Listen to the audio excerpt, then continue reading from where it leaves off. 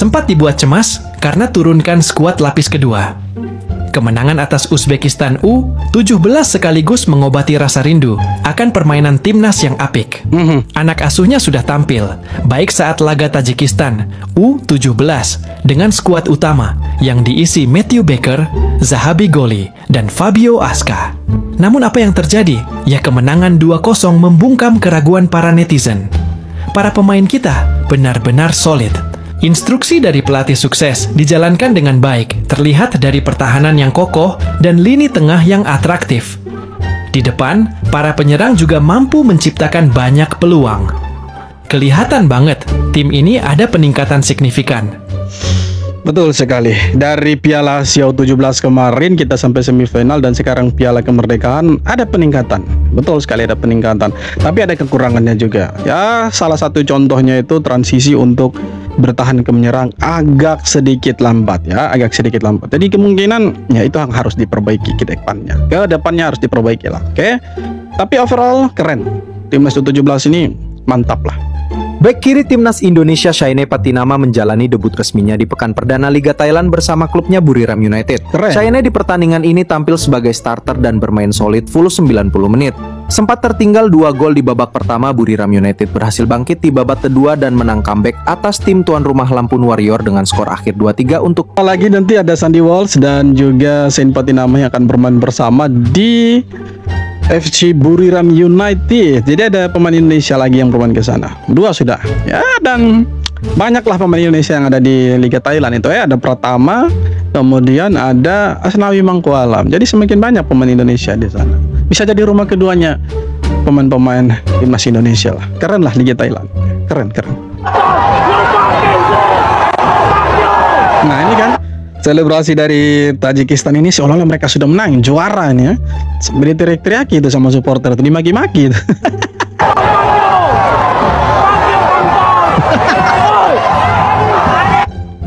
Fuck you kuntul, fuck you kuntul. Fuck you kuntul. Anak-anak gitu bro, santai lah, bocil gitu. Masa emosi sama bocil, anjay. Sebenarnya tanpa banyak pemain naturalisasi pun, timnas Indonesia bisa maju. Asal talenta muda kita dibina dengan serius sejak dini, diberi menit bermain, dan dijaga sampai ke level senior, Garuda tetap bisa jadi kekuatan besar di Asia. Bisa bukan tidak bisa saja. Cuma ada sedikit ya menurut saya ada sedikit kejanggalan. Mereka di usia muda itu bagus, tapi ketika sampai ke katakanlah usia mereka bisa bermain level senior, justru menurun gitu kan. Tidak sebagus ketika mereka masih di level kelompok usia, kelompok umur gitu. Jadi semoga ini bisa jadi ya sasaran dari PSSI untuk dibenahi. Betul juga, kita kalau kelompok umurnya dibina dari kecil dan dijaga, kemudian dikasih kesempatan mereka bermain, ya kita tidak membutuhkan banyak pemain-pemain naturalisasi. Betul itu.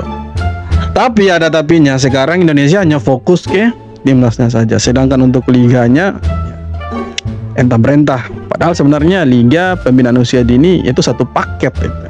Sebenarnya satu paket, tapi ya sudahlah, mereka yang mengatur, ya mereka paling tahu. Nanti kalau kita komentar tersinggung lagi kan.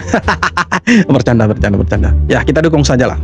Nak menang bola sepak pun perlukan orang putih. Kalau seorang dua tak apalah, ini hampir kesemuanya orang putih. Kalau tak pun mesti pemain darah campuran yang muka pun orang putih. Kalau yang betul-betul asli pribumi pun mesti seorang je. Itu pun mesti akan disubnya. Itulah realiti penduduk asli Malaysia dan Indonesia. Dua buah negara di mana penduduk majoritinya lemah dan tiada kemampuan. Nak merdeka kena ada persetujuan orang putih. Ekonomi tak boleh pegang, perniagaan tak boleh kuasai. Meskipun mereka yang telah memerintah puluhan tahun, sampaikan ke sukan pun mereka tak mampu. Tapi anehnya, siang malam kedua-dua penduduk majoriti inilah sibuk berteragah untuk tunjuk siapa yang lebih hebat, siapa yang lebih maju. Walhal kemajuan itu pun datang daripada pendatang, bukan hasil usaha mereka pun. Kalau tak ada pendatang di Malaysia dan Indonesia, ternyata kehidupan rakyat Malaysia dan Indonesia, pembangunan di Malaysia dan Indonesia ni sama macam di Afrika. Kaum Melayu dan Jawa Indonesia tak perlu marah saya, sebab apa yang saya cakap ni betul kan? Fakta kan? Kalau anda ni kaum yang hebat, anda boleh nilai apa yang saya katakan ini sama ada ianya menghina atau ini menyedarkan. Kalau anda anggap saya menghina, anda nak maki saya di ruangan komen, saya tak terkejut, kerana itulah mentaliti kaum yang sangat lembut. Mengundang sekali. Tapi tidak apa-apa, dia punya hak untuk berbicara seperti itu. Dan ya, semua orang punya hak untuk berbicara, oke? Tapi kita komentar dulu sedikit ya soal pemain-pemain. Ini ada gambar-gambar pemain timnas Indonesia dan Malaysia begitu. Inti dari pembicaraannya Abang Malaysia ini adalah kita itu membutuhkan orang-orang putih untuk membangun negara kita, entah itu Malaysia atau Indonesia ya. Kita ke sepak bolanya dulu ya, jangan ke mana-mana. Jadi Indonesia ini kan betul kita pernah dijajah sama Belanda sekian tahun lamanya, dan juga mereka pernah dijajah sama Inggris, oke? Nah, itu pertama. Yang kedua, pemain-pemain Indonesia yang ada sekarang ini, mereka itu bukan orang asing ya, bukan sembarangan orang kulit putih. Ya betul, mereka warna kulitnya itu putih ya, matanya itu biru ya kan, rambutnya juga pirang, tidak sama seperti orang Indonesia atau Melayu asli yang warna kulitnya itu sawo matang ya kan. Postur tubuhnya pun tidak terlalu tinggi. Tapi pemain-pemain Indonesia yang ada sekarang, mereka ini sekali lagi, punya garis keturunan Indonesia yang jelas.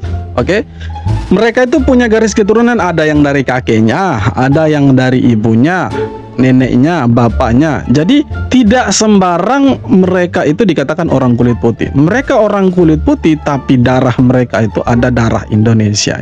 Oke, nah berbeda dengan pemain-pemain dari timnas Malaysia yang diragukan kewarganegaraannya, ya kan, seperti contoh Facundo Garces, ya kan, itu diragukan kewarganegaraannya, apakah benar-benar dia ini punya garis keturunan Malaysia atau tidak.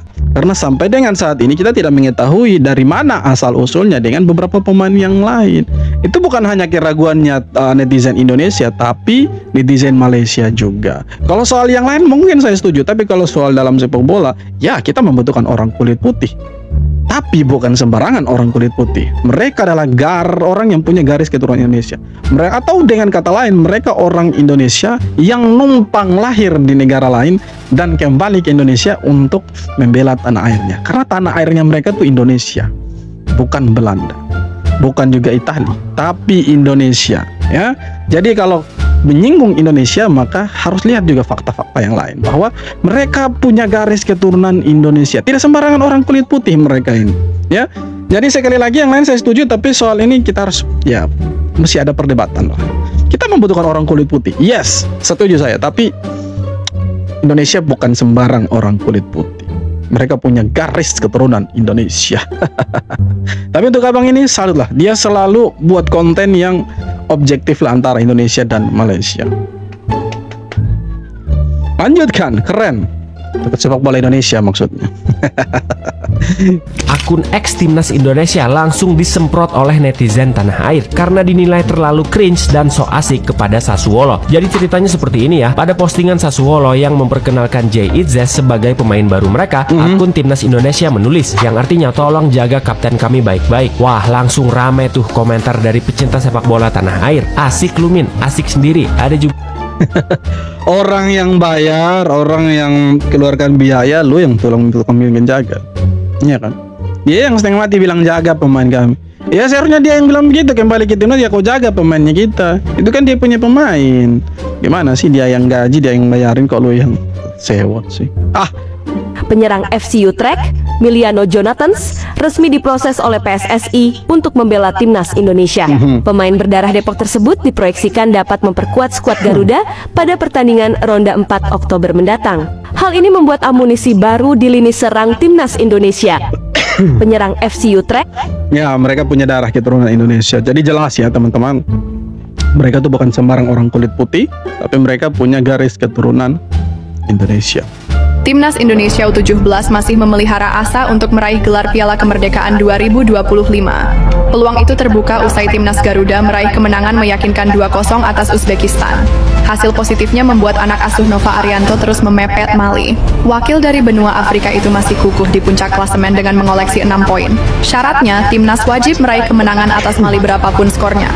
Jika 3 poin bisa diraih, maka Indonesia akan otomatis mengunci posisi puncak klasemen. Tambahan 3 poin akan membuat Timnas Indonesia meraih 7 poin. Sedangkan Mali akan mengakhiri ajang ini di peringkat kedua dengan 6 poin. Sayangnya kita yang dapat 6 poin dan Mali yang 9 poin itu. Tapi ya, sukses, good luck untuk Timnas Indonesia U17. Mereka sudah berjuang mati-matian. Dan kalau sampai jadi runner up itu kan keren ya kan. Karena kita lawan negara-negara yang punya kualitas sebenarnya di atasnya Indonesia, kualitas sepak bola. Tapi kalau kita sampai ada di runner up dan negara-negara seperti Uzbekistan, Tajikistan ada di bawahnya kita, ya saya pikir Indonesia tidak patut dianggap remeh. Indonesia patutnya itu ada di Piala Dunia, sepatutnya ada di sana. Dan kita memang punya harga diri seperti itu, ya. Jadi sekali lagi, yang nyinyir-nyinyir minggir dulu, apalagi yang jersey-jersinya itu ada kuning-kuningnya itu, minggir jauh-jauh. Coach Nova Arianto adalah sosok pelatih yang tidak banyak bicara, tapi hasil kerjanya luar biasa. Betul. Strateginya bisa kita lihat saat pertandingan Timnas Indonesia U17 saat melawan Uzbekistan di laga kedua uji coba Piala Kemerdekaan 2025. Dalam pertandingan itu, skuad asuhan Nova Arianto bermain menyerang dan mendominasi pertandingan. Dan Timnas Indonesia U17 berhasil menang 2-0 atas Uzbekistan pada laga itu. Apakah kalian setuju Coach Nova Arianto calon penerus Coach Sintayong? Oh, sangat setuju sekali. Tapi di timnas senior masih ada Patrick itu, jadi susah ya. Susah. Tapi lawan Mali tadi malam saya sudah prediksi dari pertandingan lawan Uzbekistan. Lawan Mali, timnas Indonesia akan bermain bertahan total dan mengandalkan serangan balik, dan terbukti kita bertahan total hanya mengandalkan counter attack. Tapi ya sudahlah, kita sudah kalah dan kita doakan saja timnas U17 ini bisa bermain bagus nanti di Piala Dunia U17 itu.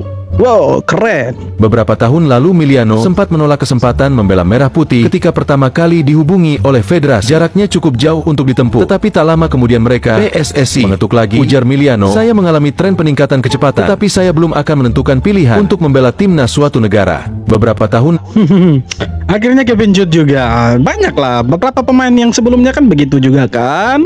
Ada si Justin Hubner, El Preman kita kan begitu juga. Tapi ujung-ujungnya mau juga. Kevin Dix juga, ya prosesnya lumayan lama, tapi ujung-ujungnya mau juga.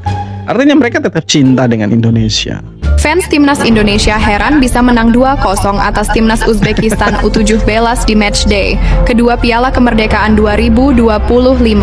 Mereka heran kok bisa Timnas Indonesia U17 menang atas Uzbekistan yang berstatus juara Piala Asia U17 2025. Usut punya usut, Timnas Uzbekistan U17 tidak turun dengan skuad terbaik di Piala Kemerdekaan 2025. Tim yang turun di Piala Kemerdekaan kali ini merupakan skuad proyeksi tampil di Piala Asia U17 2026.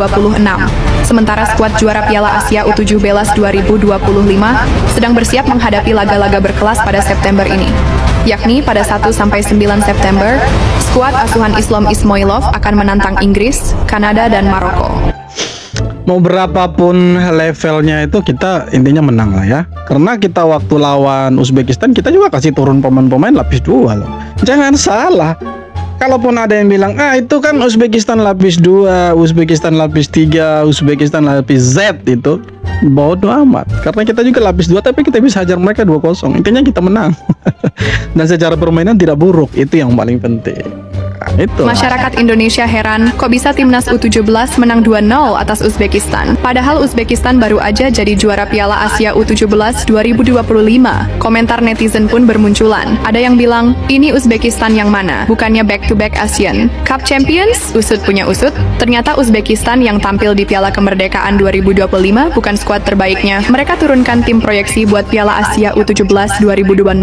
Sementara skuad juara Asia justru dipersiapkan melawan Inggris, Kanada, Belanda dan Maroko bulan depan. Bahkan sebelum kalah 0-2 dari Indonesia, tim ini juga dihajar Mali 1-5. Tapi meski begitu, kemenangan Garuda Muda tetap luar biasa. Zahabi Goli dan kawan-kawan tampil percaya diri, berani pegang bola dan pantas dapat apresiasi. Pertanyaannya sekarang, kalau lawan Uzbekistan terbaik, apakah timnas U17 kita bisa tetap memberikan kejutan besar? Pasti bisa. Kalau hanya kejutan pasti bisa lah. Apalagi kan ini hanya kelompok umur, men. Tapi yang terpenting kita jangan menghujat mereka. Kita mau kalah, mau imbang, mau menang, kita tetap dukung mereka. Jangan sampai menghujat karena ini mereka masih bocil-bocil. Ini butuh dukungan dari kita. Jadi jangan sampai dihujat ya. Kita dukung saja mereka. Mau sampai dimanapun langkahnya mereka, kita tetap dukung. Support mereka itu yang paling penting. Oke teman-teman. Jadi itu dia beberapa video tanggapan komentar dari netizen soal sepak bola Indonesia. Dan seperti apa tanggapan kalian? Silahkan tulis kolom komentar. Kita jumpa lagi di video-video berikutnya. Terima kasih.